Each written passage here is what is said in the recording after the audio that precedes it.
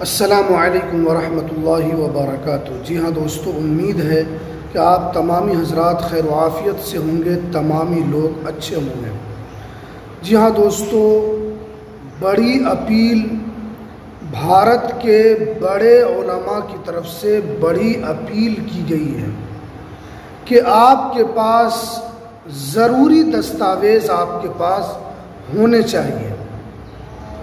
आप जान रहे हैं कि इस वक्त पूरे भारत के अंदर, भारत के किसी भी कोने में मुसलमानों की जो हालत है वो अच्छी नहीं है। आप मिसाल के तौर पर आप आसाम में देख सकते हैं कि मुसलमानों की हालत क्या है।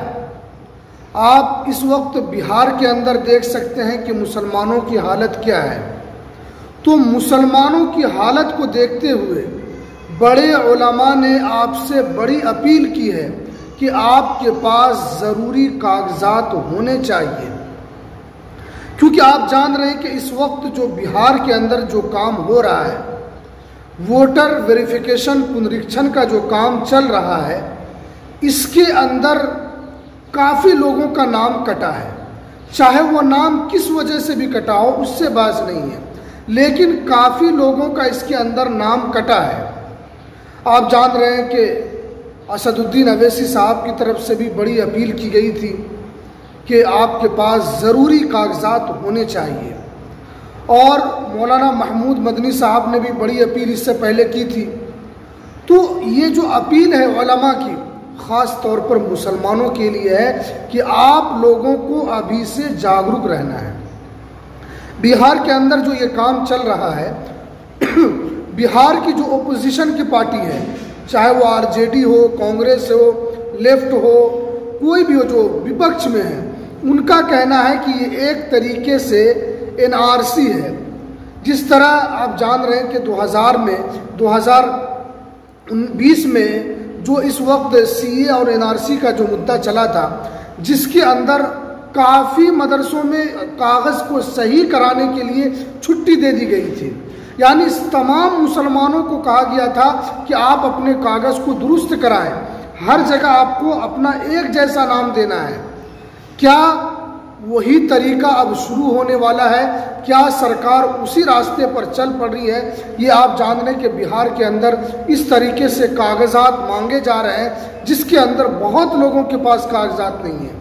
जिससे सीमांचल का इलाका है, वहाँ पर बहुत सारे लोगों के पास कागजात नहीं है। तो आपको अभी से अपने कागजात को तैयार करना है। आपको अभी से अपने कागजात को लेकर जागरूक हो जाना है, क्योंकि आप जान रहे हैं कि जब से ये तमाम मामला हुआ है, जब से अभी बिहार के अंदर ये शुरू हुआ है, हो सकता है कि आगे दूसरे स्टेट में ये चीज़ शुरू हो। जो परेशानी बिहार के लोगों को यहाँ पर हो रही है, वो परेशानी आपको ना हो, वो परेशानी आपको सामना ना करना पड़े। तो इसीलिए आपको वीडियो के ज़रिए से आपको जागरूक किया जाता है, ताकि जो हमारे उलमा इकराम हैं, उन्होंने जो अपील की है, उस अपील को आप ज़रूर मानें। देखिए, आपके पास ये दस्तावेज होने चाहिए, ताकि जब भी इस तरीके का चाहे एनआरसी आ जाए या सीए आ जाए या कुछ भी आ जाए, उससे आपको डरना नहीं है। आपके जब कागजात दुरुस्त होंगे, आपके जब कागजात आपके पास होंगे, तो आपको यहाँ पर डरने की ज़रूरत नहीं होनी चाहिए।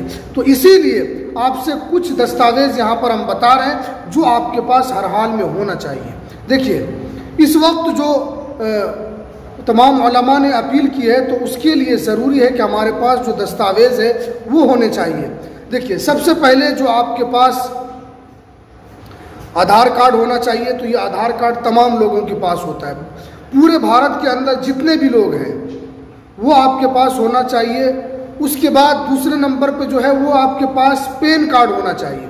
देखिए, पैन कार्ड भी सबके पास होता है। इसमें बहुत सारे लोग पैन कार्ड नहीं बनाते, बहुत सारे लोग कि हम इनकम टैक्स नहीं भरते हैं, तो इसीलिए हमें पैन कार्ड की कोई ज़रूरत नहीं है। नहीं, लेकिन आपके पास ये सब दस्तावेज होने चाहिए। कब आपसे मांग लिया जाए, लेकिन ये आपके लिए नागरिकता के लिए ज़रूरी नहीं होगा, क्योंकि बिहार के अंदर जो अभी वोटर वेरिफिकेशन जो चल रहा है, इसके अंदर आधार कार्ड को मान्यता नहीं है, पैन कार्ड को भी मान्यता नहीं है, राशन कार्ड को भी मान्यता नहीं है। लेकिन ओपोजिशन मांग कर रही थी कि इन सब चीज़ों को मान्यता दी जाए। सुप्रीम कोर्ट ने भी यहाँ तक कहा था कि ये चीज़ों को भी आप दाखिल कीजिए, लेकिन चुनाव आयोग ने नहीं माना। तो ये दस्तावेज आपके पास होने चाहिए, लेकिन ये आपके लिए ज़रूरी है, लेकिन उसके बाद आपसे जो दूसरे दस्तावेज जो बताए जाएंगे वो आपके पास होना चाहिए। आपके पास जन्म प्रमाण पत्र होना चाहिए, ये सबसे इम्पोर्टेंट दस्तावेज है।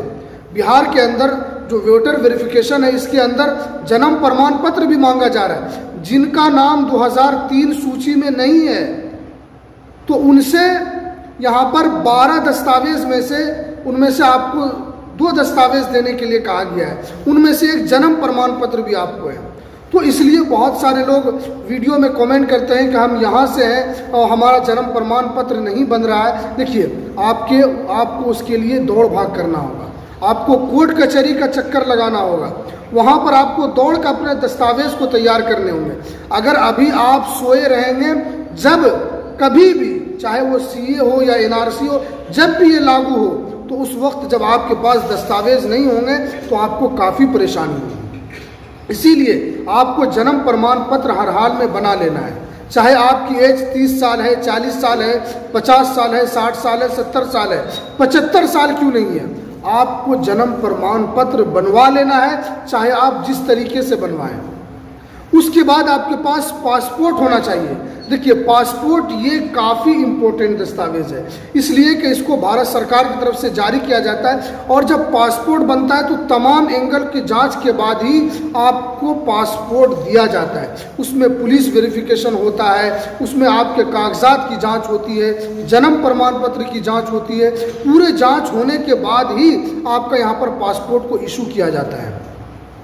तो आपके पास पासपोर्ट ज़रूर होना चाहिए। उसके बाद आपके पास इलेक्ट्रिक बिल के कागजात होने चाहिए।